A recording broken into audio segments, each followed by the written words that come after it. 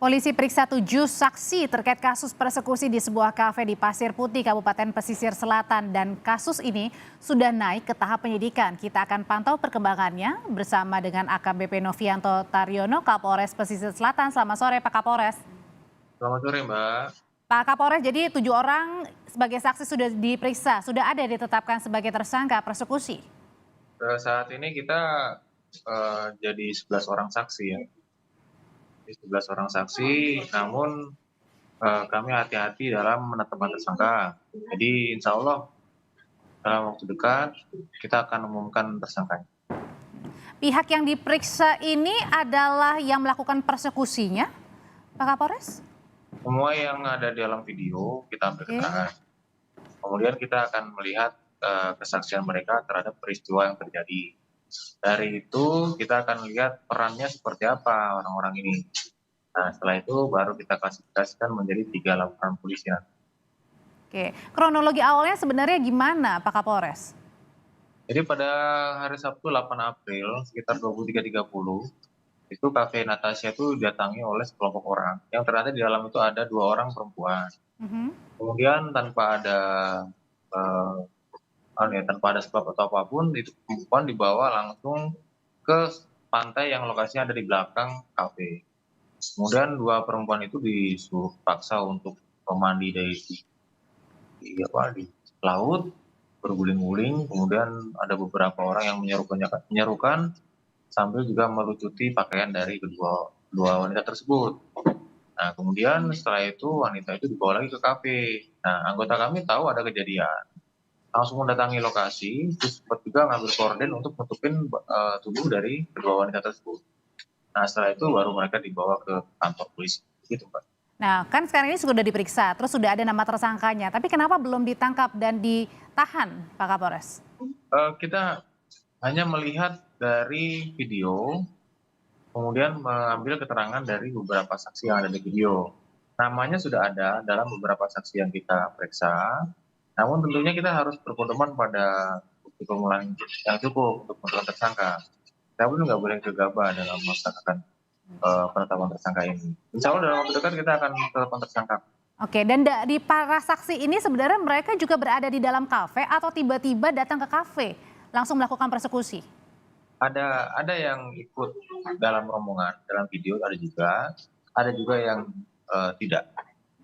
Dan kedua perempuan ini pengunjung kafe, pemandu lagu, atau?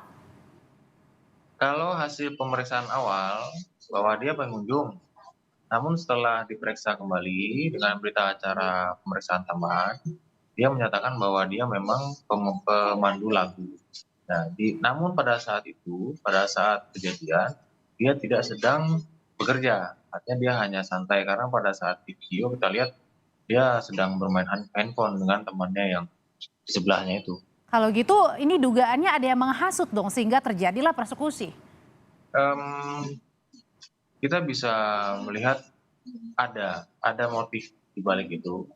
Namun motif yang saat ini masih beredar adalah ketidaksukaan masyarakat terhadap operasional tempat hiburan malam khususnya di bulan suci Ramadan.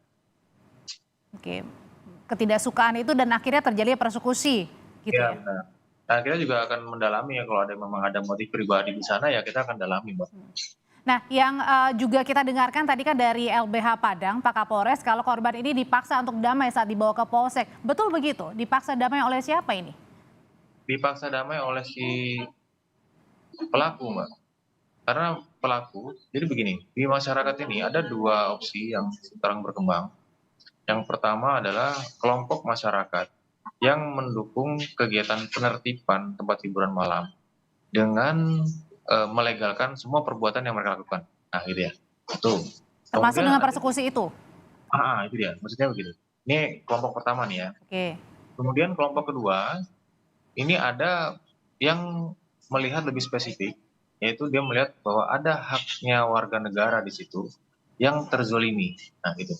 Jadi ada 2 kelompok yang berbeda pendapat dan kami pada saat menerima laporan itu, si korban ada di kelompok yang pertama. Oh, oke. Dan saat ini kondisinya bagaimana kedua korban ini, Pak Kapolres? Alhamdulillah untuk keamanan, kita, eee, jamin dengan keberadaan anggota polsek.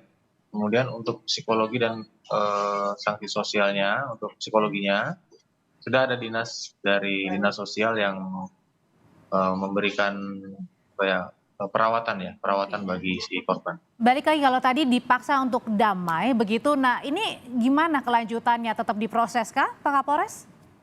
Saat ini kita sudah melaksanakan pemeriksaan, Mbak. Jadi kita tetap Tetap pamit jalan ya? aja, tetap jalan.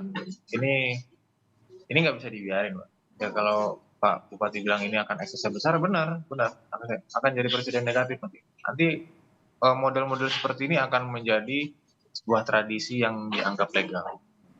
Dan kalau untuk, pengejaran dari pelaku-pelaku yang melakukan persekusi ini, mudahkah, Pak Kapolres untuk dilakukan? Eee, Kami mohon Kooperatif? doanya ya, Mhm. kami mohon doanya, karena memang itu ada 2 kelompok tadi ya, ada 2 kelompok tadi, yang satu mendukung kegiatan, penertiban, yang berujung pada persekusi ini, kemudian ada juga kelompok yang mendukung pada junjung tinggi hak asasi manusia tadi. Jadi kami pelan-pelan juga, agar tidak menimbulkan perselisihan 2 kelompok.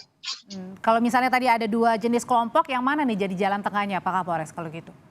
Ya tetap pakai cara-cara kepolisian, Mbak. Kita pakai persuasif saja. Kita pendekatan pada ulama, kemudian tokoh agama, kemudian tokoh masyarakat, sampai dengan tokoh pemuda. Artinya barang bukti sudah semuanya, lengkap, tinggal menentukan ya, pelan-pelan siapakah pelaku Ya, persekusi ini ya? oke.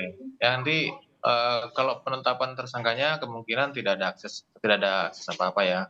Namun nanti kita pasti akan berbenturan pada upaya paksa.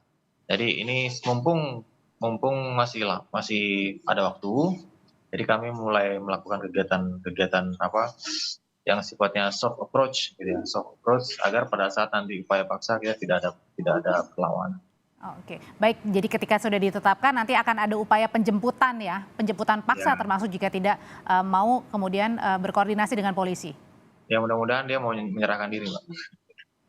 Baik, kalau begitu terima kasih Pak Baik, Kapolres Mbak. Pesisir Selatan AKBP Novianto Taryono untuk informasi mengenai persekusi yang dilakukan sejumlah orang di Pesisir Selatan.